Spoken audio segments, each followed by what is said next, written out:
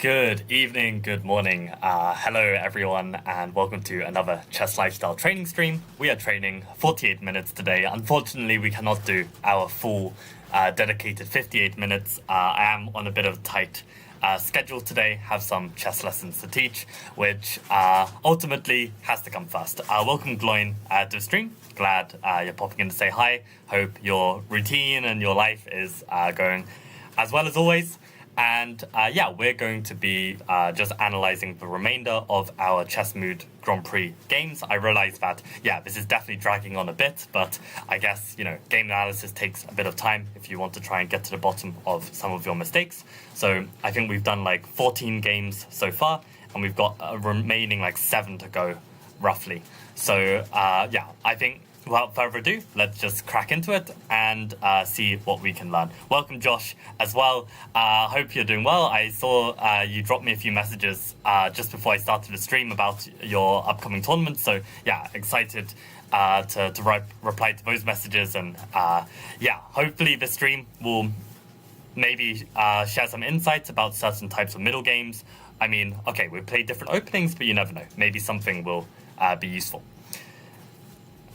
Full chess day in preparation. Let's go. That sounds perfect. I mean, the more like immediate hype and confidence you can build, I think this is like really, really good to try and do. So sounds a lot of fun. Okay then. So the first game I'm going to look at is this game I won C3 Venom against PHCH. Let's see how I achieve that. So we get not mainline London. Mainline London would be to play knight to f6, so they took on d4 early. I took back with the eve pawn, and they play queen b6. So had my opponent played queen b6 here, I would have played queen b3 here.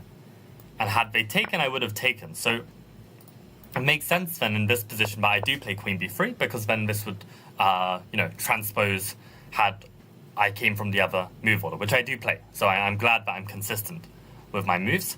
And my opponent takes on b3, which I'm always very, very happy to see. Like, I don't know what the engine thinks of it, but the engine is already saying that white is a little bit better here.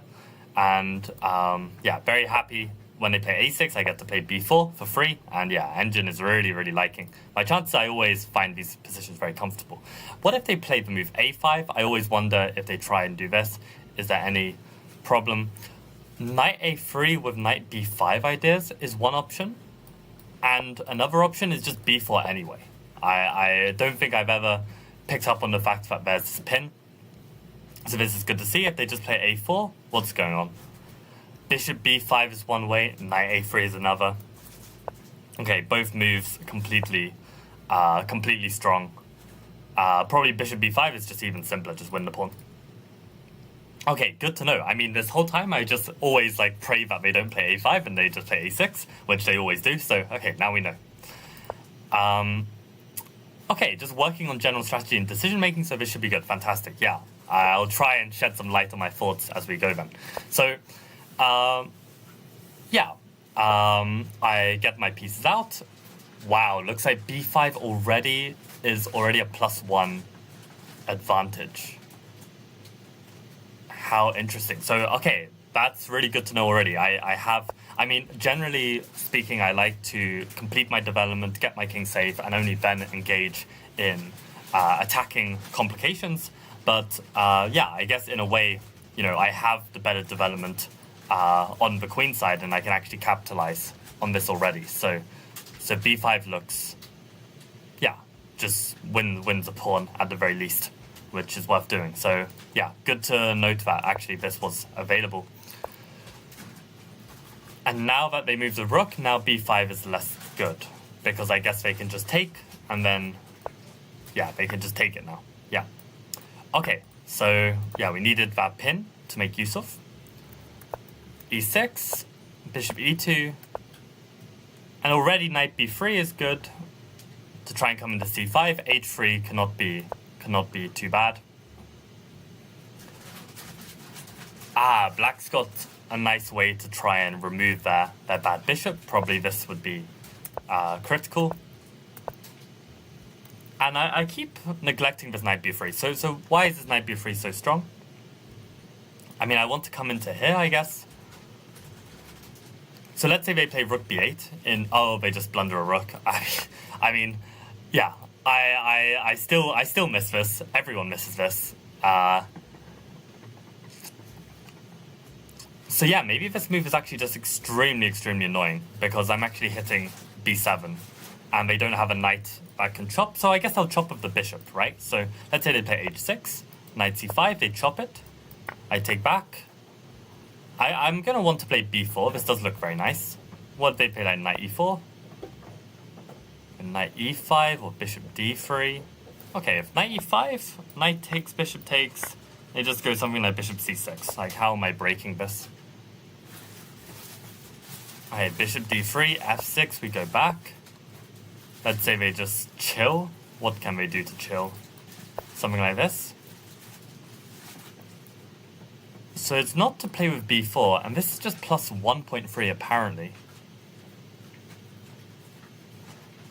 I do see b4 come up once the knight has been kicked away. So how did we manage to kick the knight away? Just by playing rook e2, we're already telling the knight to go away. What if the knight doesn't go away? What if the rook just goes back? Ah, we can double on the e-file. And now a move like f3 is very strong. And, okay, this is now a weakness. Okay. So I guess we want to play for b4. We would need to kick the knight away first. We can utilize the e-file. I mean, they did have to play f6 though. I mean, what if they don't play f6? What if they just start shuffling here? What's my play? So if f3 now, and they just go back. Now we're playing on the queen side with rook a5, and let's say they just shuffle. How am I winning this? King f2, g4, h4. Okay, rook. So it looks like they want to play on the king side instead. So I don't really understand what the rook is doing here. Definitely looks like they want to put the rook somewhere on the a file. Yeah, this is very confusing for me.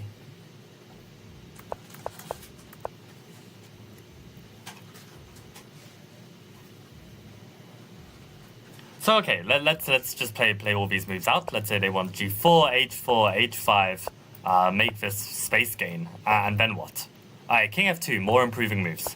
Well, where's the money? Show me the money. Rook g1, okay. And eventually g5, and this rook is just chilling on a5. I mean, this is really weird. I mean, I guess you're just kind of keeping the queen side at bay. Any kind of b-pawn push, you can take it. Very difficult for black to prepare it because of the bishop. And yeah, maybe actually, like, even though you don't have the rook in the attack, you've got more than enough to break through already.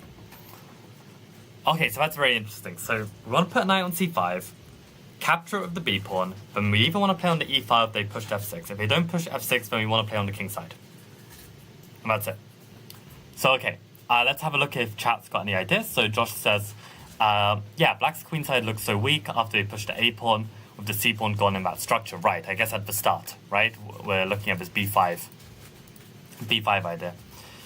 Knight just belongs on b3, right? It can't go to any other good square. Right. I mean, I guess what the knight is doing on d2 is at least it's preventing the opponent from establishing a knight on e4. That's often why I leave it here, but I mean, I've also played with knight c5 sometimes as well. It's just like I've never really analyzed which one is best. Josh says, I don't think you're rerouting it in any other direction. Yeah, so I don't want to reroute it, but maybe I want to keep tabs on the square. Welcome, Dylan, to the stream. Haven't seen you on the streams for a while, so that's cool. Try leaving the rook on a1 and play these improving moves. See what black does. Fantastic idea. Okay, yeah, let's try that. So let's look at the line where they haven't played with f6, where we have this e-file pressure. And let's just have a look at what happens if we don't play rook a5. We just leave the rook on a1, and we just start going g4, h4, h5, and it looks like, I mean, this is just as good. So, I mean, I don't think the rook needs to be on a5. I mean, maybe it's due to the fact that I'm just moving back and forth. Maybe this is the real problem, but yeah, to be honest, I don't think I'm missing anything here. Like rook g1. There is bishop b5, we can see. So maybe bishop b5 is the idea, just to try and open the a file for black, and obviously with a rook on a5, you prevent this. So maybe bishop b5 is actually the freeing move, which is what you're trying to prevent with rook a5. So that's quite interesting. Yeah, okay, so yeah, good suggestion, Dylan, and I think that's probably what this move is about. So, okay, I kind of missed this opportunity to play in this way. Okay, I end up playing it like this anyway. Yeah, and he ends up playing f6, so I start to double my rooks. Yeah, even though the center opens, I mean, this pawn structure is still very, very strong. Oh, and I just blunder? Oh, okay, that's actually a very good one to watch out for. Let's not do that ever again. So the knight on b3 is actually a little bit vulnerable. And need to be very careful. I mean, this is a very easy one-move tactic to blunder, so good to have analyzed this at least once. So somehow, actually, I'm allowing the position to kind of not go in my direction anymore. So where did it all go wrong? Apparently, I'm still better here with knight a5. So knight a5, I guess I'm not really threatening this. They can take back with the rook. So if they play the same move, e4, what's the difference here? Knight takes, rook takes, b5 again. Knight takes, rook takes, b5, and then they take my pawn? What's going on here? Oh, are they losing the knight? Oh, because of these bishops. That's crazy. I mean, yeah, I mean, these two bishops, when they crisscross, I mean, there's so many different ways that in the London they achieve this and cause huge destruction. So that's very nice. Yeah, I did not see that coming at all. b5 again, trying to remove this square. Crazy, crazy. Right. So, okay, trying to exploit the knight on d7. Yeah, this is very sharp find, if you can see it. Yeah, I blundered again, but my opponent missed it both times. And now, again, I kind of improved my pieces, but okay, this is a classic woodpecker puzzle. I'm pretty sure there's a tactic here in the book where you win a pawn in this way. So it would be nice if I could spot this, but yeah, never so easy. An f3 here. Yeah, I quite liked f3 as opposed to pushing g5 because I feel like, yes, the pawn does, control some squares, but it's a little bit overextended. Maybe it could be attacked, whereas like with f3, the dark square is now weakened, but I also don't see a way that black enters on the dark square of just that single bishop. So I don't mind this. Oh, and then, okay. I was going to say he blundered, but then I guess I just missed a free rook. which happens, and then we win anyway. So, okay, I mean, this is the nature of this position. Like, I can make 1,000 inaccuracies and still, have the easier game, even when the position was worse for me. I mean, okay, aside from just missing this one move tactic, I mean, wasn't easy for black to actually realize that advantage. So, yeah, definitely happy with this line. But, yeah, very interesting to see those, the rook a5 idea, but also just the different ways you can improve the position, according to Stockfish. Yeah, it's saying bishop e5, exactly. Yeah, so this was c3 Venom, queen takes b3 motifs to grind for a win. I remember I had a really, really nice game in Malaysia, actually in a rapid tournament where I got this queen takes b3 setup, and I really played it like so nicely. I made so many like weaknesses in my opponent's position and just grinded the win. So yeah, really, really nice position to play. Okay, next we have a c3 Venom game that I lost against 2600 IM. So we get London against King's Indian. They play this line. This is whatever. Yeah, this is like the main line, King's Indian against London, where normally the pawn is still on C2 and probably white is playing C4 in one go. I remember this one. I had berserked. I had berserked in this game, and the problem was that, we were running out of time for the tournament, and I thought, I'm simply never going to beat this guy if he's got 3+2 and I've got berserk, and also my opponent was part of, one of the top 3 teams which we were never going to beat anyway, so I took the tactical decision at this moment to resign, because, I'm just gonna get flagged. I mean, it's just a waste of 3-4 minutes. I mean, sucks for my opponent to not berserk back, given the rating difference. But yeah, at least we can try and understand, did everything go well here? So knight d2, I mean, this is just a very, I'm under time pressure. I make this move. Probably, I would prefer to play a move like a4. I think this looks nice. The fact that they have to play a5 to be equal, I mean, I love to see a5. I mean, my knight is going to have a juicy square on b5 or on c4. So I never mind this equal position. And knight fd2, they go for the c5. Yeah, and interesting that knight c4 is playable. I mean, they can never take like this, because then I take on d6. And what if they just try and chase me away? Okay, I can actually take on e5. That's interesting. If they take, and this hangs. And if they take back like this, queen d6 with the tempo on the queen. They have not played rook e8 yet. Okay, that's a very nice way to deal with it. I mean, if we actually get the queen trade, this is beautiful with all of this pressure. And if they try and hang on to everything, I mean, I think something's going to collapse. Yeah, a4, GG.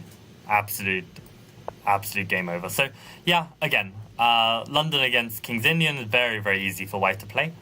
Okay, maybe not easy, but it's very natural, like the way you can kind of break down black's position. But okay, I actually played the top engine move, a4, in this position. They took on d4, I took back, which was correct, and b6, and okay, I'm just better. But as I said, I did not have enough time. I was not interested to get flagged and waste 5 minutes of this arena tournament, so yeah, sadly I had to resign. But knight c3, bishop b7. What if they take on d4? I just take back. Maybe they play a move like bishop b7. I probably play knight b5. Okay, knight c4. What's wrong with knight b5 actually? Why is this not? Okay, knight e8. So what if knight c4 and knight e8? What's the difference? I guess actually, I mean, the knight is very well placed on c3. It's on a sticky square. It's got many options potentially to play, whereas the knight on d2 is a bit more blocking in the way. So this looks like the better way to do it. Rook e1 is coming next. a5 also supported by the knight. Yeah, looks lovely. Looks very lovely. So yeah, even I mean, maybe the IM was playing a bit too quick as well. But yeah, we got a decent position. So yeah, I'll just call this kid C3 Venom kid ends early. Okay, I'll just put kid ends early. I mean, not too much to gain on this one. We then play against Dukes. I wonder if this is Sam Dukes actually. I mean, if it was Sam Dukes, I'd expect him to have a higher rating, so maybe it's not. Anyway, whatever. We got Benoni. So let's see how I beat this guy. I do not remember how this game went. A very weird bishop c4, weird h3. Doesn't really matter. Wow, I just have rook takes, knight takes e4 immediately. Makes complete sense. I mean, like, what are these moves? Like, he's not developing his pieces, he's not getting his king safe, and I've done all of that. So makes a lot of sense why this might be winning. And yeah, good to see both f5 and bishop f5 are both winning in this position. Is there any way they can try and hang on? They can play like queen c2 or something, but then I just go queen e7. There's even knight a6. Yeah, this is beautiful. Yeah, so many ways to win in this position. Unfortunately, I missed all of this. Still played a decent move. Went for the more calm rook e8, but okay, at least I managed to exploit White's weak center and go up a pawn. And maybe knight c3 is inaccurate, because I mean, actually, rather than just being a pawn up, I mean, his king is the weakest aspect of the position, so queen h4 is by far much more superior move. But okay, in a short time control, playing Berserk against no Berserk, I have to make these quick decisions. I decided to trade and attack in this way instead, which unfortunately is just far less effective. But okay, I managed to make this right call, just play b5 on instinct, I'm pretty sure. Proceed to misplay it, but still get enough in the position.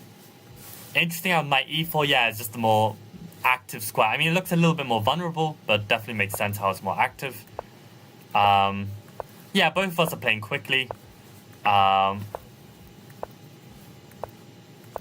yeah, somehow I managed to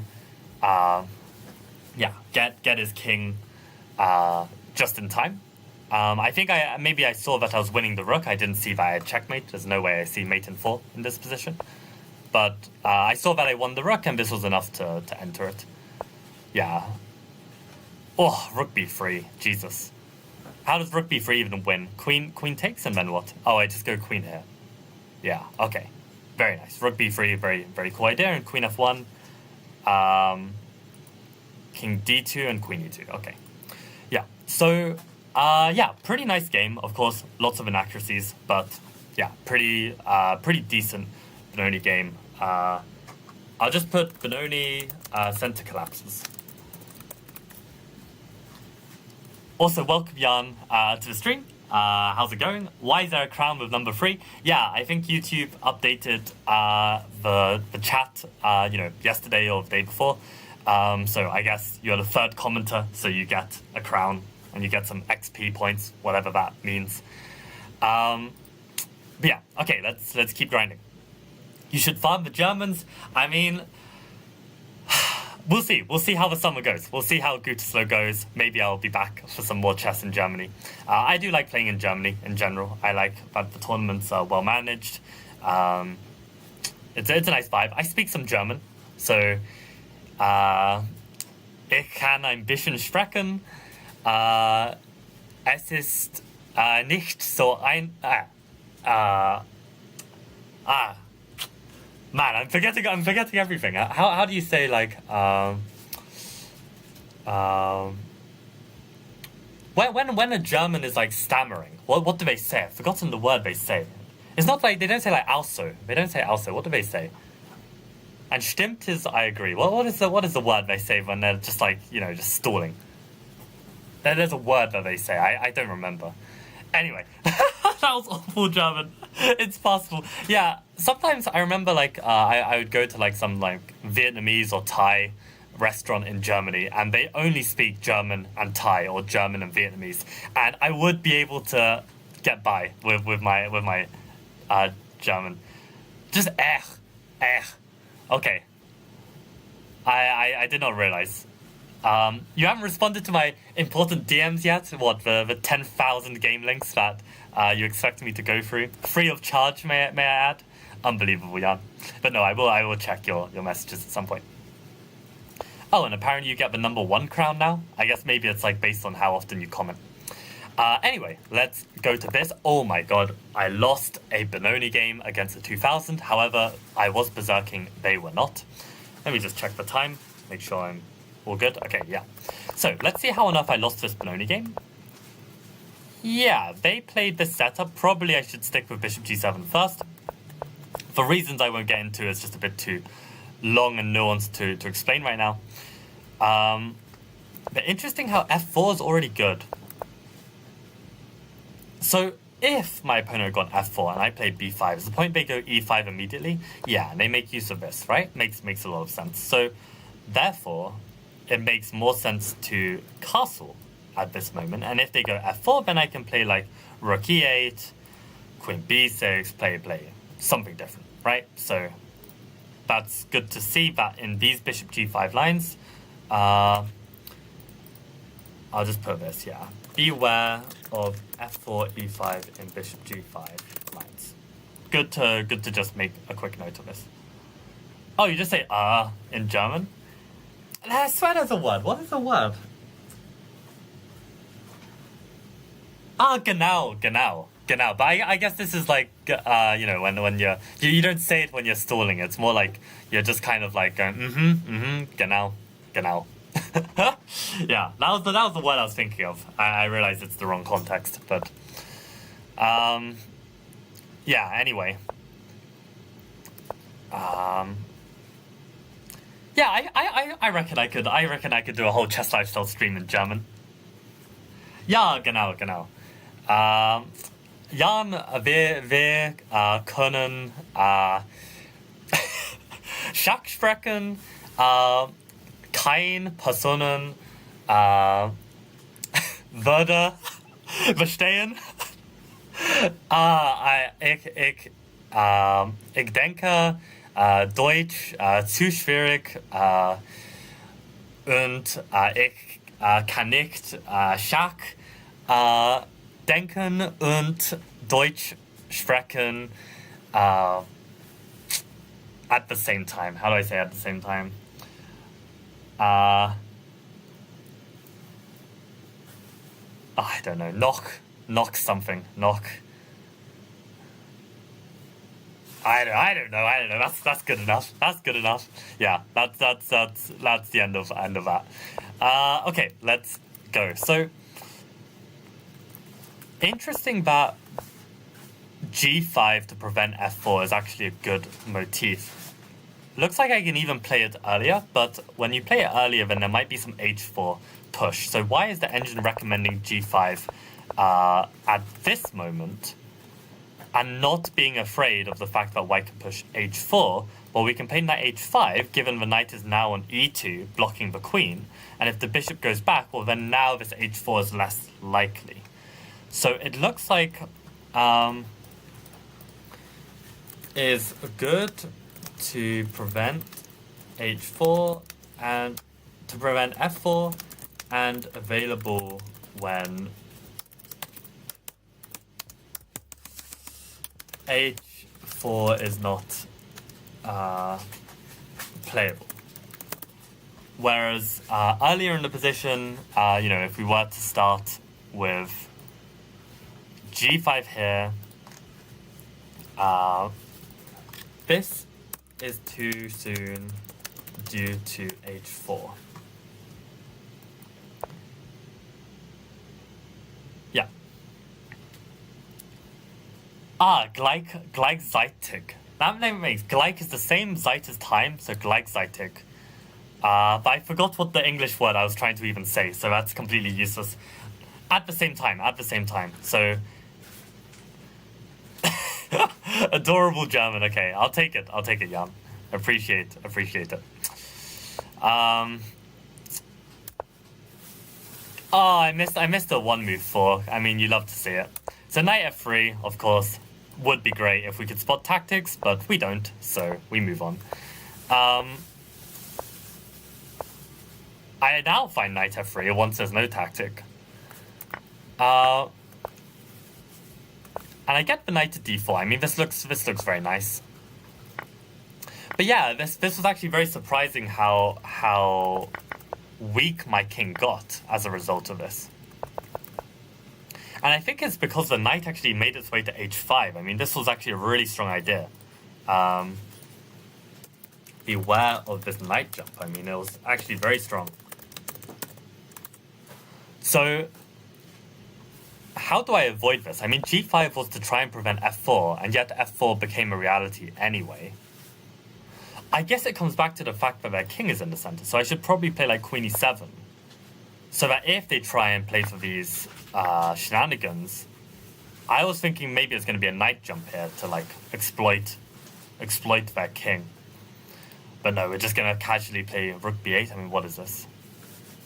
I guess the knight wants to stay here, so we cover this square.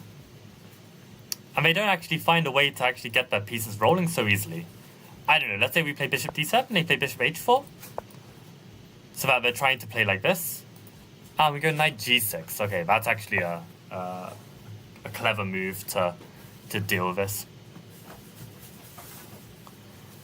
By the way, you liked Nico Noel's article on getting 2,000 FIDE in Germany. He's 2169 Blitz. Oh yeah, I saw the article, like this coach who managed to hit 2,000 FIDE. Yeah, I did not know that his Blitz was so low.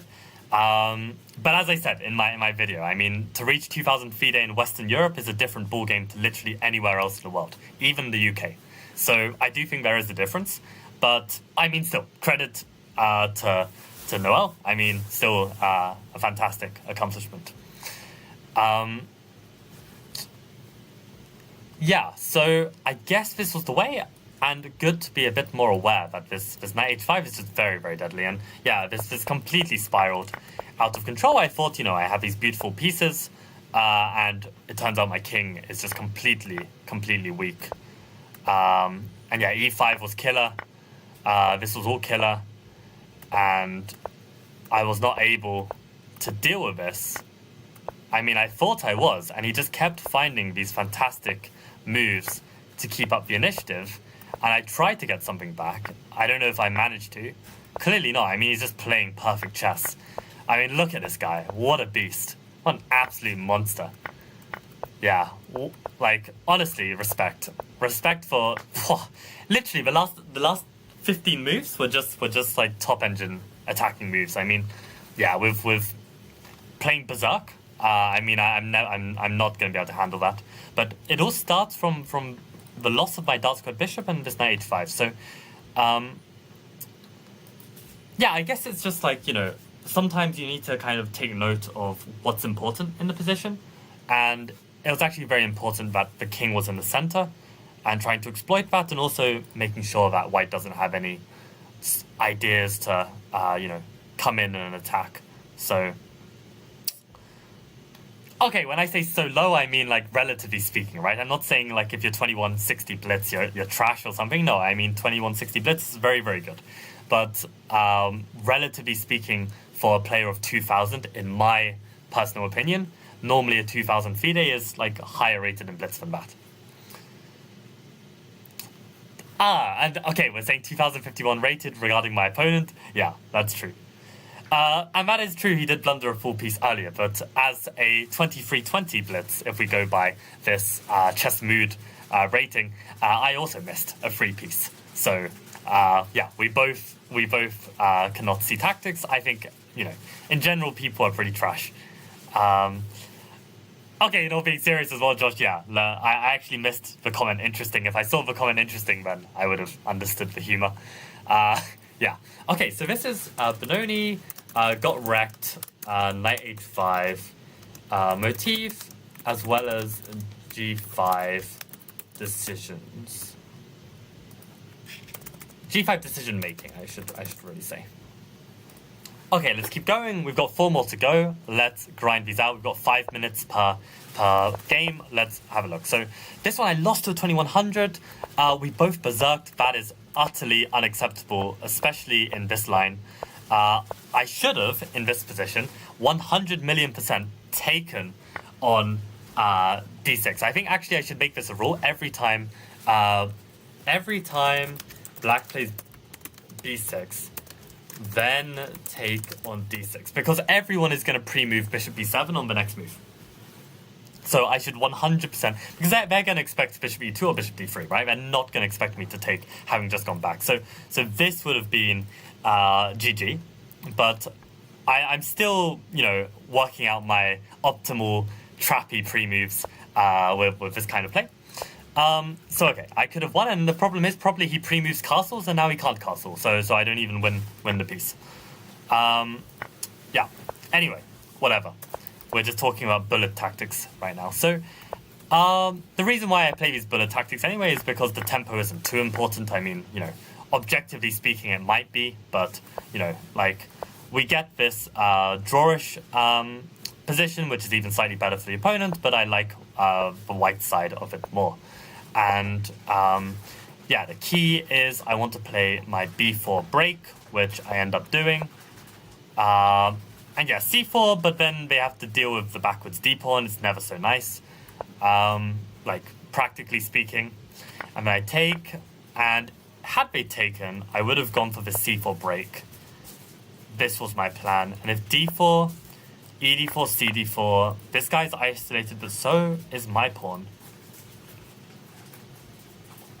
c5, I mean, it's interesting. d3 is quite strong. I wonder if I have to allow that. Can I avoid this? Queen f5, d3. I mean, this is pretty well placed to handle the pawn.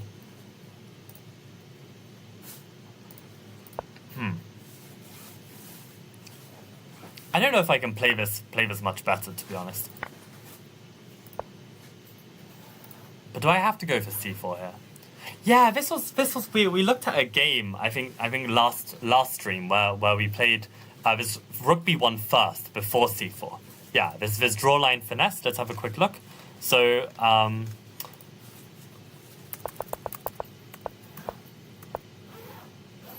yeah, there was a moment I played this b4, I took, and yeah, if bc5, then rook b1 first. But this was when you're actually gaining a tempo on the bishop. And now this was better. But I mean, this is a very different situation as well, because here, I mean, their queen is vulnerable. They don't have the rooks on the d file, so they have a much worse position. Funnily enough, as the international master, my opponent was here, he's got a much worse version than the 2100, who got this position. So yeah, in any case, I mean, yeah, we got this situation. I got my queen out the way. Interesting that queen b2 should be somewhat better than queen b3. So let's see why. If b5, which was the correct move, ab5, knight a5, then there's tactics on c1, right? But if we play queen b2, we are guarding the square. If b5, then we can take. And here, there's not going to be some combination here. Probably we're going to win this pawn, have the 4v3, try and grind this out. So okay, yeah, maybe actually keeping tabs on back rank is important.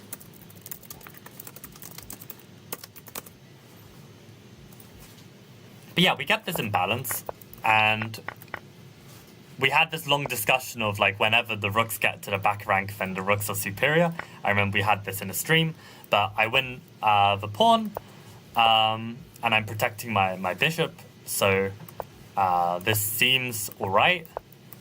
I get my knight back, and how am I losing this? Queen e2, and yeah, knight d2, I mean, that's a terrifying move to have to deal with. Yeah, it makes sense why knight f3 would be better. I think I just did not see knight d2 as a resource here. Probably the opponent should have gone for that a bit sooner.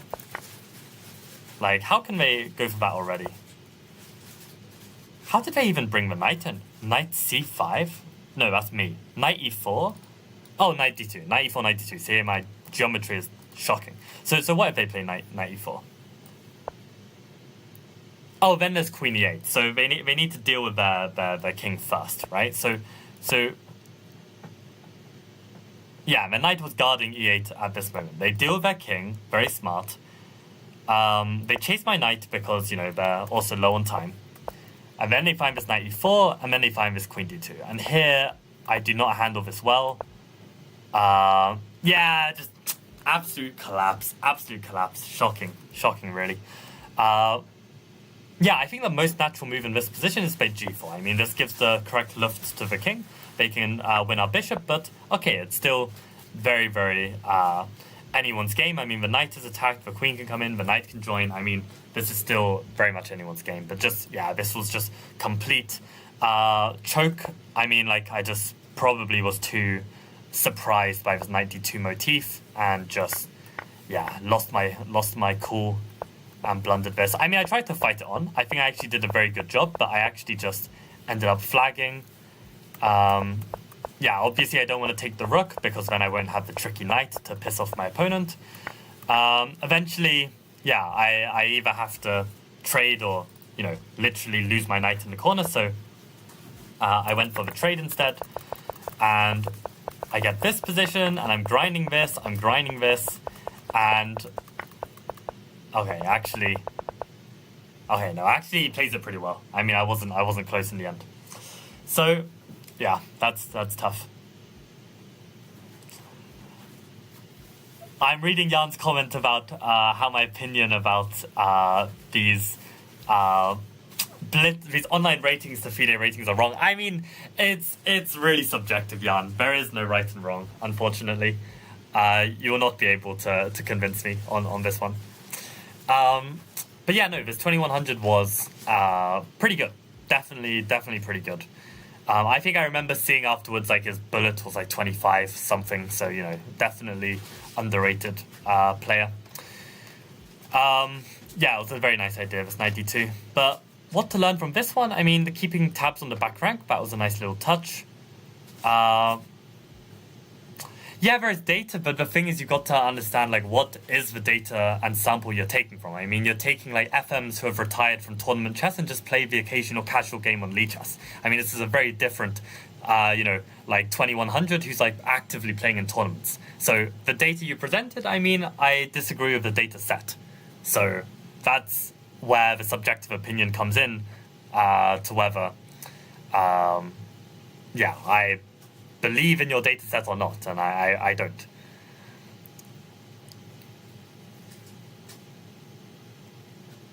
Just started reading some random blog post about from looking up one thing.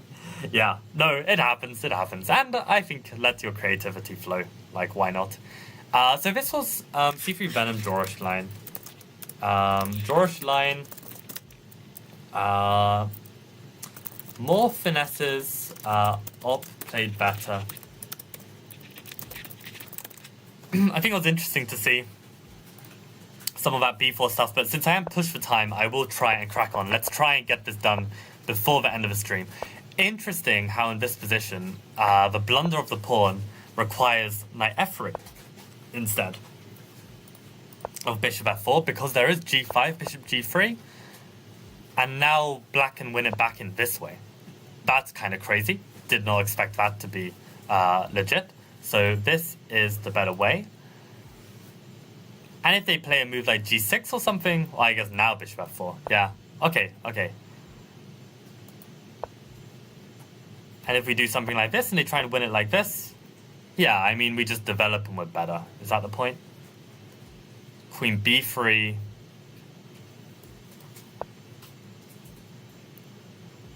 Yeah, I don't know.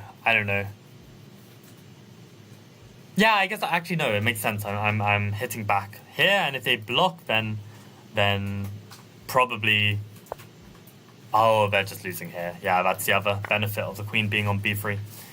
Yeah, this makes sense. So knight f3 is the better way to go. This is a surprise. I'll put a surprise. But okay, my opponent misses it. He plays nice natural f6, and we get this continuation. Okay, h3 is reasonable enough. Oh wow, and bishop h3 is actually already playable. That's kind of crazy. Seriously? Why is this possible? Why is this possible? I mean, there's... Okay, this is going to probably use up the rest of my time, and then I'll just have to, you know, analyze the final two games by myself. But I need to get to the bottom of this. Why is that sacrifice possible, given we have a very similar line in this variation? Oh, what's the line? Is it this? Or maybe it's where actually they just play with like f6 or something, and we get this kind of stuff. Like this. And what they normally do is put the bishop on c5, right? And they do something like this. And the only thing you need to remember is that at this moment you play bishop g3. Because if you don't, then they can take on f4, and then there's some stuff going on f2. So that's when the bishop is on c5. So let me go back to the game then.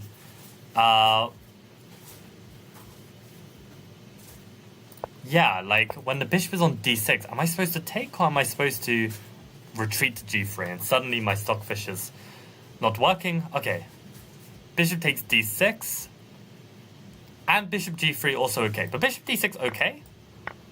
Knight f3 still very good, and h3 is slightly slow. So if I had played bishop e2 instead, and they went for this knight e4, well, now I can castle, and apparently this is all okay, because I don't have a pawn here in which they can sacrifice on. Very interesting. So this is actually bad, because gives potential for black to sack. Very interesting. Yeah, this is just much, much smoother. Yeah, okay, good to know. Good to know when we get this kind of setup, where they've got, you know, the open F file, a bit more going on. I need to be careful of this. And let me just see exactly how this messes up. So they take the queen g6, king h2, queen d6, and it's just a draw. There's nothing I can do to avoid this. Wild.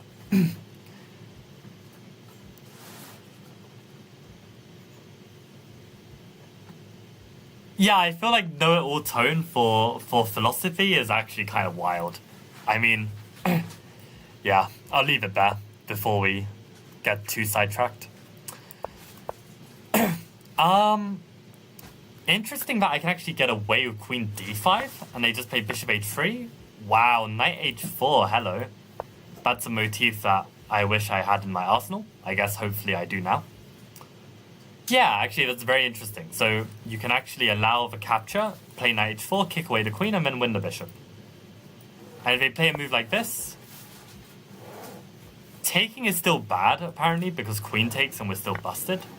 But I guess if you've got other resources here, like queen h5 or queen e4, I mean, then this is very good.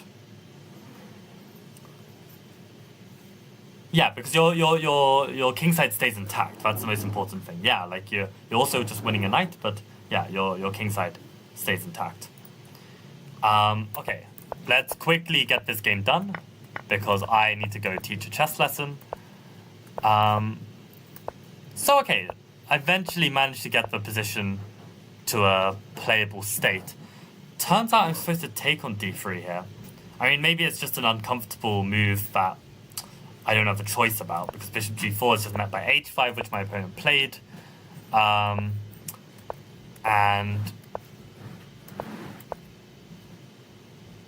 wow, they can actually take on f2.